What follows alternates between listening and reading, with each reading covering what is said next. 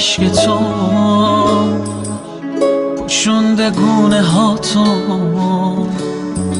بارون گرفت تموم خاطراتو. گفتم نرو بدون من تو بارون، تا قلب تو نشه بازم پریشون. تو گوش نکردی حرفمو، قدم زدی تو این هوا، همینه که دلت گرفت بازم به یاد اون روزا.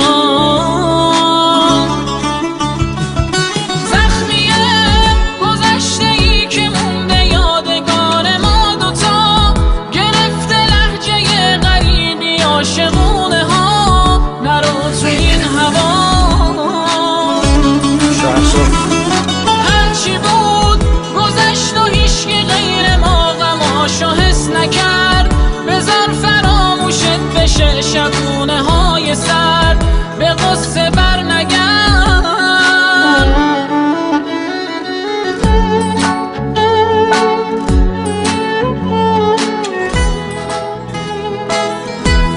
در من کوشیست با تو دارم برشت سفریست با تو هنوز سفر روزها و شبهاست با تو سر نکردم عاشقان که با تو هنوز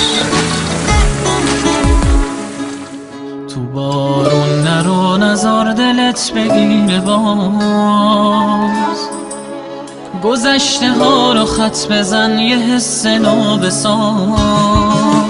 بذار فراموش کنی نگاه تمام گریه های بی صدا.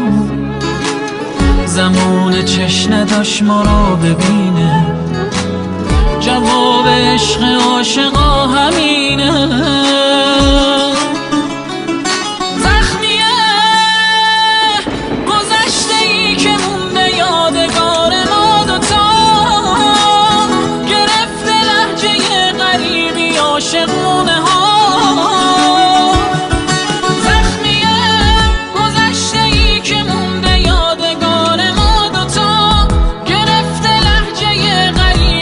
عاشقونه ها نرو تو این هوا،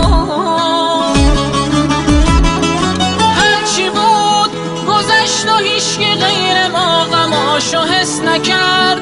بذار فراموشت بشه شبونه های سر به قصه بر نگرد.